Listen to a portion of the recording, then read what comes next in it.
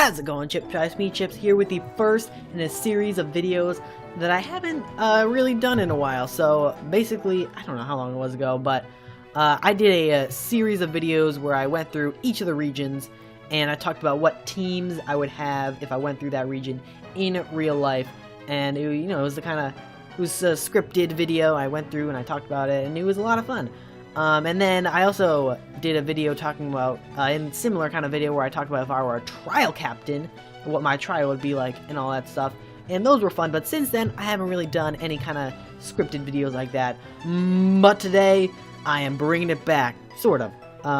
This video is not scripted. I have notes. I'm just gonna, kind of wing it as I go. I feel like I'm pretty good at that.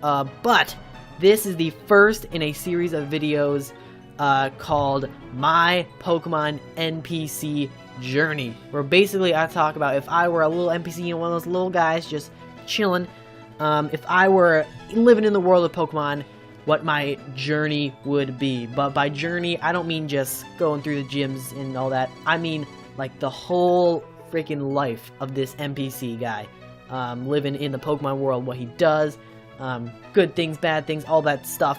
But I just want to say that I did not come up with this idea. It was actually, I've talked about this guy a lot, but a YouTuber by the name of Birdkeeper Toby has been doing a similar kind of thing where he talked about, if he was a gym leader, if he was a champion and all that.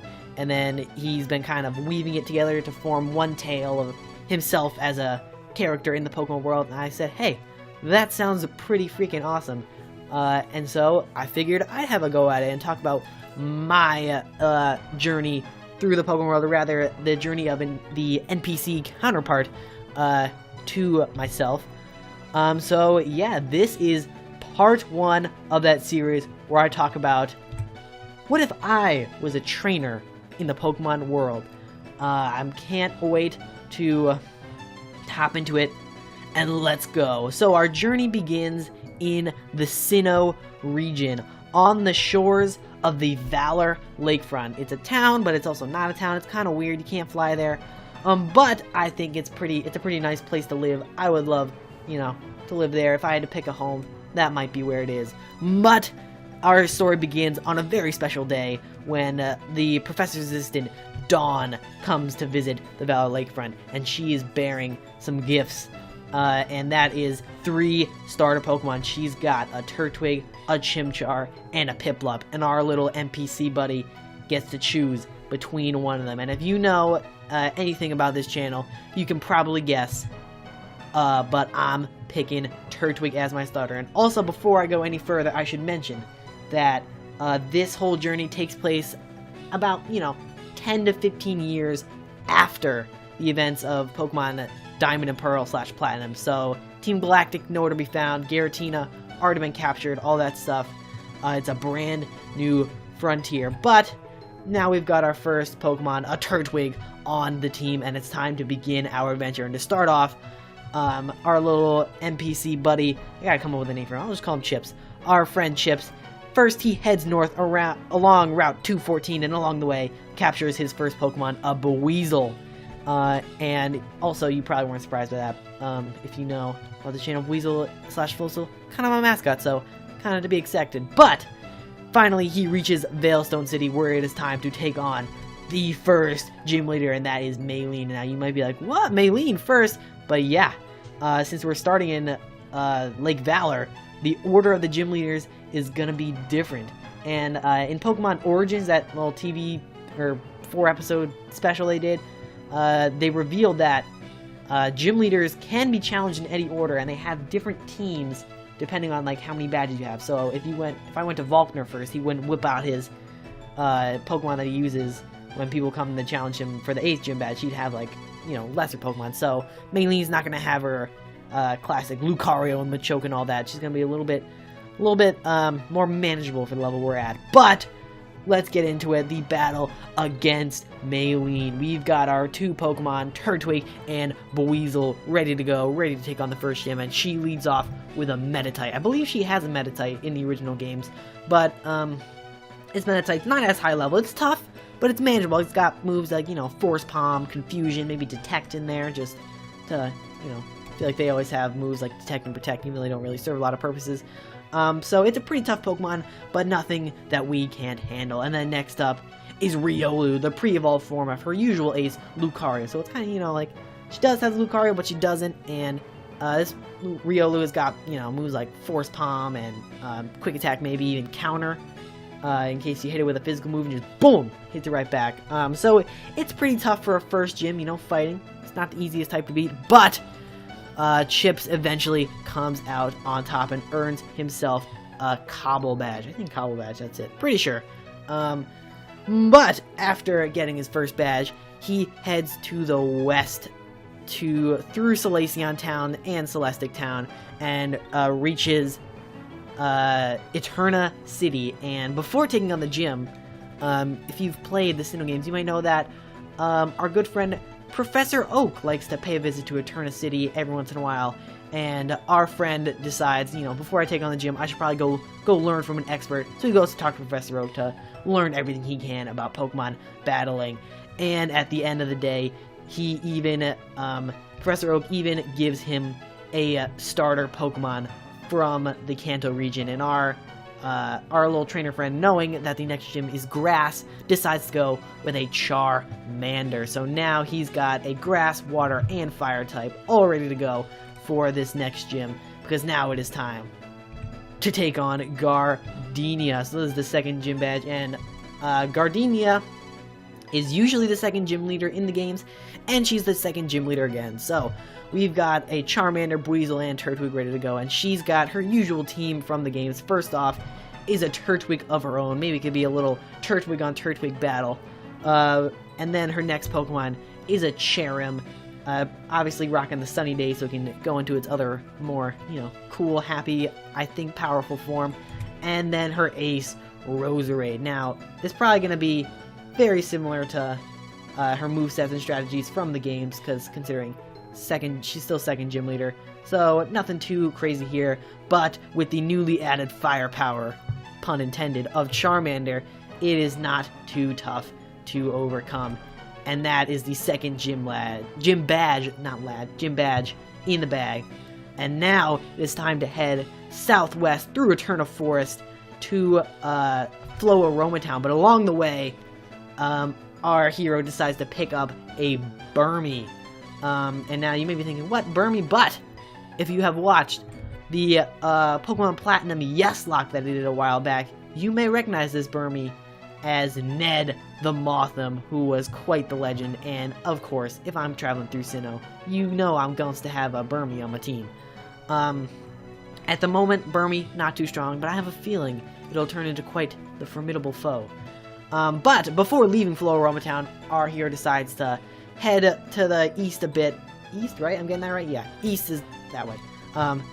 Head east to the Fuego Ironworks to see if they can find any rare Pokemon. And rare Pokemon indeed he does find, because he finds a rare Steel and Electric type Chikorita. What? Now, if you have, this is another Pokemon that I picked because of a history with it. If you watch the Soul Silver Fantasy Lock that I did, you may recognize this little Chikorita here as Chuck, who was from that series. And basically in that series, it was I randomized types and abilities and all that stuff, and color. So this was Chuck. He was a Steel Electric type. He was pretty freaking good. And he's a Chikorita, so yeah, Chuck is joining the team. But now that we've got some pretty powerful Pokemon, our hero decides to head to Sandgem Town to see Professor Rowan, because he has not met Professor Rowan yet. He met Dawn, who delivered the Pokemon. He figured, hey, might as well pay the professor a visit. And so he heads down and meets with Professor Rowan. They have a nice chat. He probably gives him like a Pokedex or something, maybe some Pokeballs. But it is also there, he heads over to the Pal Park, where it is known for housing rare Pokemon. And it is there where he finds a shiny Eevee.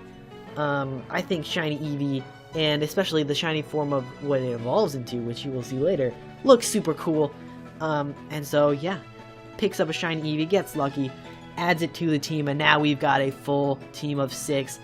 And now we have that, it's time to head over to the third gym. But before taking on Rourke, our hero decides to go into the Orberg Mines and do a little training where his Turtwig evolves into a Grottle. And now, feeling more prepared, he's ready to take on Rourke for his third gym badge.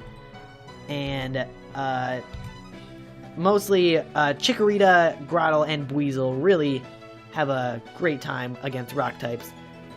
So on paper shouldn't be too hard, but he leads off with a monstrous Onix, and Onix has got the move Stealth Rock, so any Pokemon that switches in takes a little bit of damage, which doesn't seem like much, but it can add up. And his next Pokemon is a Rhyhorn, which is a pretty strong and cool looking rock type in my opinion. And finally, his ace, you probably guessed it, Rampardos, with a bunch of vicious headbutt moves, just smacking people down. But eventually, our hero comes out on top, winning himself a Boulder Badge? I think? Coal Badge? I don't know. Coal Badge, I think. I don't know. He gets a badge. He gets another badge. And what really sets him over the top to winning his victory is the mid-battle when his Buizel evolves into a Floatzel. And that really just propels him to victory. But now it is time to head to the next gym. And he decides that next up, he wants to head all the way up to Snow Point City. But it's a long road. And along the way, the team changes quite a bit. First, Charmander evolves into Charmeleon. Chikorita evolves into a Bayleaf. And then, on the banks of Lake Acuity, Eevee evolves into a shiny Glaceon. And now the team is starting to look pretty good here. But it is time to take on the fourth gym leader, Candace. Now, Candace is an ice type. So, Charmeleon and Bayleaf are pretty essential to this gym battle, as well as Floatzel because water resists ice. But she leads off with a Sneasel, which is super fast, gets a lot of quick early damage in there. And then, in case challenges we're thinking about bringing in a fire type, she's got a Pillow-Swine who can just use ground type moves to take out those fire types, as well as the move Stealth Rock, so anytime you switch in a fire type, it takes quite a bit of damage, because fire types are weak to rock. And she also has a Frostlass, in case you were considering bringing any fighting types. Ghost typing is immune to that. And finally, her ace, a huge Abomasnow, who is pretty weak to fire, but she will frequently switch between Pokemon in order to, best handle the situation. So Pillow-Swine is there to handle any fire types. And overall, it's a pretty tough gym, but our hero eventually wins himself an Icicle badge, I think. And then, from there, he decides to take a boat down to Canalave City, but after a quick stop on Iron Island, his Grottle evolves into a Torterra, actually second, nope. Okay, I was going to say first fully evolved Pokemon, but then I realized Mothim, Glaceon, and Floatzel are already fully evolved. But Starter is now fully evolved and a ground type, which is going to be quite helpful because the next gym is a steel type gym, and that is Byron. So here we go, fighting Byron. It's starting to look pretty crowded over on my side of the screen. A lot of big Pokemon over there, but Charmeleon and Torterra are really going to be really good in this gym. But he's going to lead off with a Steelix. It's a steel type gym. You gotta have a Steelix. And next off is a Magneton. Now, a lot of steel types are focused on being defensive. Magneton is a little different. It's a more offensive Pokemon. Magneton is pretty weak to ground types, but luckily he's got himself a Bronzer with Levitate, so he can just avoid all those. Bronzer is also a Psychic type, so it can handle any fighting types that come into the gym. And finally, the ace is a Bastiodon, super defensive. Just a big, literally, it's a wall. Look at it. Its face is just a wall. But that wall eventually crumbles, and the fifth badge is ours. And now, it was a little touch and go in the battle until Charmeleon evolved into Charizard, which really was just the nail in the coffin for Byron. And now it is time to head back through Jubilife and Orberg City to Hearthome City, the home of the what is it? What are we on? 6th? 6th gym badge, yes, the home of the 6th gym badge. And, oh boy, dropped something. We're going against Fantina, the ghost type leader. And here we go, battling Fantina. Oh, I didn't mention, forgot to mention, along the way, Chuck evolves. Bayleaf evolves into Meganium. Kind of blends in with the background there because of the color, but now we have a fully evolved team. And, yeah, we are ready to take on these last 3 gym leaders. First off, Fantina's first Pokemon is a Drifblim. And then she's got a Gengar, 2 pretty strong Ghost-type Pokemon. Drifblim's more defensive, Gengar's more offensive. Pretty good pair. And then next up is a Rotom, just the classic form of Rotom, because the other ones change types. But this Rotom is just Ghost. And, yeah, pretty good. And then finally, Miss Maggie is her ace, which, you know, hits super hard. And the tactic for this gym is combination of trolley moves like Double Team and Confuse Ray to make you pull your hair out. And then when you're, you know, you let your guard down, she smacks you with powerful Ghost and Electric type moves and just wipes you out. But that strategy is to no avail against our little friend here, and he comes out on top, winning himself a Relic badge. And then this might be the shortest time between gym battles yet, because he just heads down a little bit to Pastoria City, and it's time for the next gym battle already. And this is against Crasher Wake, probably my favorite gym leader of all time. I mean, look at this freaking guy. Alright, but we got the same team as last time because it's fully evolved, of course. Being a water type, Chuck is going to be pretty good. Chuck Meganium is going to be pretty good. Torterra is pretty good. Floatzel, you know, resists, but also is resisted. So, you know, that's pretty good. But he leads off with a Gyarados, and you might be thinking, wow, Gyarados is pretty scary, but nothing a little electric type move can't handle. But then, right when you're about to take him out with a powerful Thunderbolt, switches out into his Quagsire and is immune. These two form a pretty good, you know, pretty good core here, because Gyarados is flying type, can handle grass types, and Quagsire's ground type can handle electric types. And then his next Pokemon is a Sharpedo, just an all-around, hard-hitting, great water Pokemon that I think fits Crasher Wake's personality really well. And finally, his ace, a Floatzel. So we have a little Floatzel on Floatzel battle at the end. But our Floatzel comes out on top, and we get the 7th badge, the Fen badge. And now it's time to head for the 8th gym badge. You could probably figure it out by process of elimination. But he heads back, pays a little visit to his hometown, and then goes to Sunny Shore City. 8th gym in the games, 8th gym in this journey, and it's time to take on the final gym leader, and that is Volkner. Now here we go, 8th gym. We've still got same 6 Pokemon, pretty good, and they've beaten gym after gym. Now it's time for the final one. Torterra is really going to be good in this one, as well as Meganium, because of the steel and electric typing, so we can resist it. But Mothim, Charizard, and Floatzel are all weak to electric, so it might be a little bit of a tougher gym battle, but he leads off with a Jolteon, which is super fast, super hard hitting, and it has an ice type variant of hidden power in case any ground types come in, like friend Torterra here. And then his next Pokemon is a Raichu, which is kind of similar to Jolteon, except whereas Jolteon focuses on more special attacks, Raichu is more physical, but still fast, still does a lot of damage. And then the 3rd Pokemon is a Magnezone, and this Magnezone has got the move Magnet Rise. So once it uses that, say goodbye to ground type moves because it is immune. Magnezone is a pretty good Pokemon. Sinnoh as a whole is filled with just great electric types, and possibly the greatest in my opinion is Electivire. Look at this guy. You know this guy is gonna you know, give you a hard time. But then his final Pokemon, the hallmark of Sinnoh electric types, Luxray.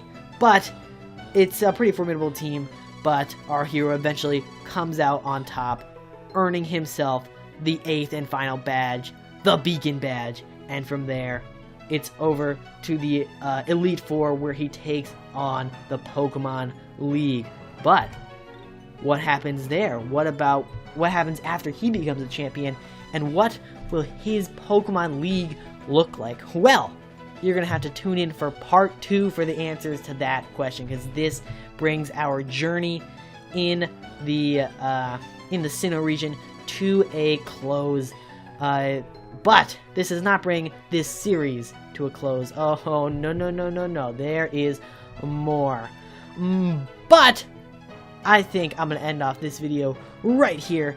If you enjoyed, make sure to let me know by leaving a comment and letting me know what you thought, and let me know what your journey would look like. You can either make a video of your own or just leave me a comment. I would love to hear about it. And now if you're, I know I mentioned the Platinum Yes Lock and the Soul Silver Yes Lock, and if you want to, or the Soul Silver Fantasy Lock, and if you want to check those out, links are in the description below, as well as a link to our current series, the Pokemon Platinum Yes Lock 2. I did it's kind of a reboot. I'm going back through Pokemon Platinum, doing a second Yes Lock, and it's a good time. I just started it, so it's not too late to get in and catch up. If you want to, you know, watch the series live as it happens. But I want to just one more time give a shout out to Birdkeeper Toby. His channel is also in the description. He was the inspiration for this series, and yeah, he's just a great overall YouTuber. You should definitely check him out if you like this. But that is it for part 1 of this series, but do not fret, because part 2 is coming soon, probably next month, because it takes kind of a while to do these kind of videos and the whole editing thing. But in the meantime, I will keep the Let's Play videos coming in hot. But I'm going to end off part 1 right here, and I will see you next time with part 2, where we discuss, what if I was the champion?